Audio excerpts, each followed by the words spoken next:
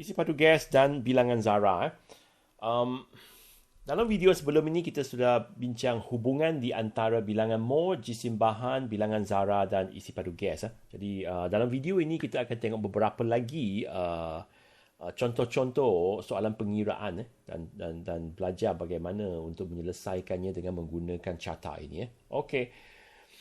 Contoh 2, suatu bekas mengandungi 3.913 darab 10 kuasa 23 molekul metana. Cari isi padu gas metana itu pada suhu dan tekanan bilik.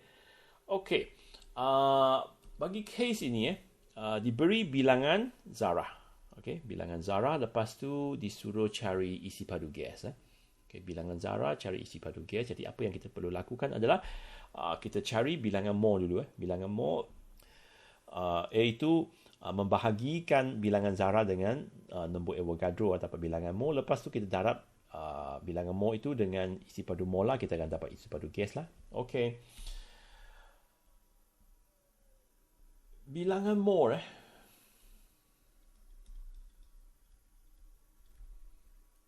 bilangan mol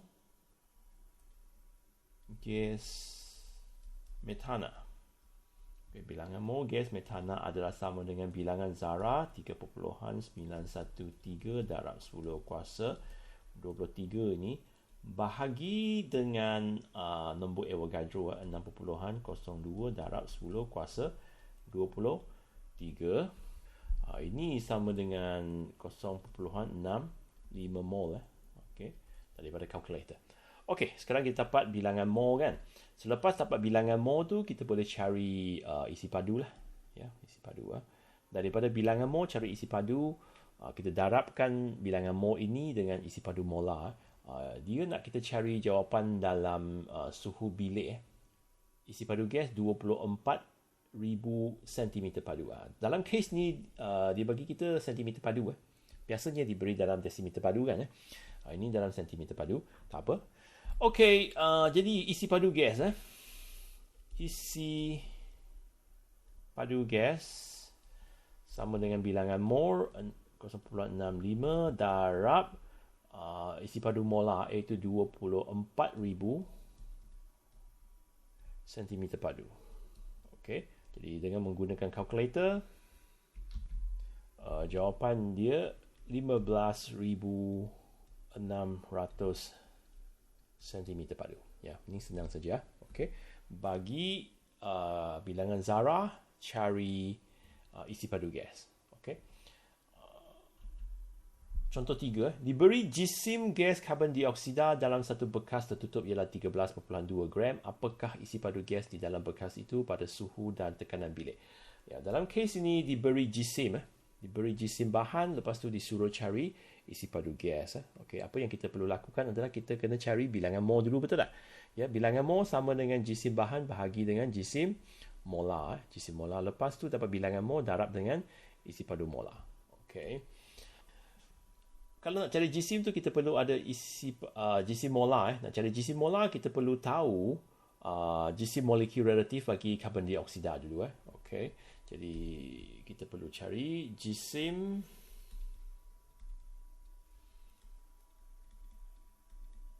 molekul relatif karbon dioksida. Karbon dioksida terdiri daripada satu karbon dengan dua oksigen. Karbon, jisim atom relatif dia 12 tambah dengan dua oksigen, 2 darab 16. 16. Ini sama dengan 44. Okey. Ini jisim molekul relatif. Jadi jisim molar sama dengan 44 gram per mol. Ini jisim molar. Okey. Lepas tu kita boleh cari bilangan mol lah. Bilangan mol karbon dioksida sama dengan jisim 13.2 bahagi ini gram bahagi dengan jisim molar iaitu 44 gram per mol. Okey, dengan menggunakan kalkulator ini sama dengan 0.3 mol. Okey, selepas dapat bilangan mol, nak cari isi padu, Okey, dapat bilangan mol, cari isi padu tu kita darab dengan isi padu molar. Okey. Jadi isi padu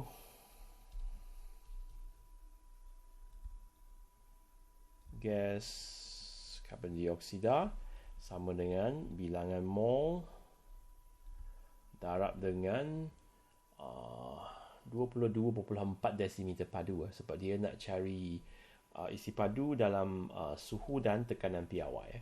Okey. Darab dengan 22.4 desimeter padu per mol. Okey. Ini sama dengan 6.72 desimeter padu. Okey. Ini jawapan dia. Okey, jadi senang saja. Okey, diberi jisim, cari isi padu gas, kita cari bilangan mol, lepas tu cari isi padu gas. Okey. Okey, kita tengok contoh 4. Sebuah balang gas mengandungi 200 cm padu gas oksigen pada suhu dan tekanan piawai. Cari jisim gas oksigen itu. Okey, dalam case ini diberi isi padu gas 200 cm padu, lepas tu suruh cari jisim. Sekali lagi kita perlu dapat bilangan mol dulu. Bahagi dengan isi padu molar, dapat bilangan mol, lepas tu darab dengan jisim molar. Okey. Jadi kita perlu cari jisim molar bagi oksigen dululah. Oksigen. Oksigen adalah molekul duatom iaitu O2. Okey. Jadi jisim molekul relatif oksigen sama dengan 2 darab 16 iaitu 32. Ini jisim molekul relatif. Jadi jisim molar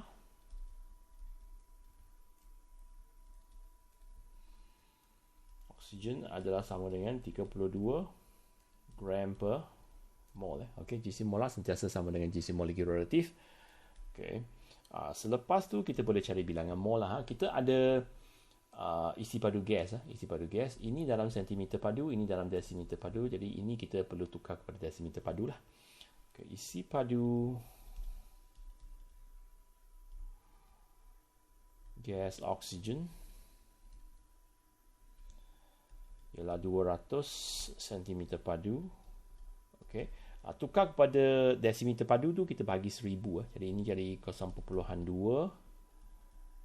desimeter padu. Selepas dapat isi padu dalam desimeter padu, kita boleh cari bilangan mol.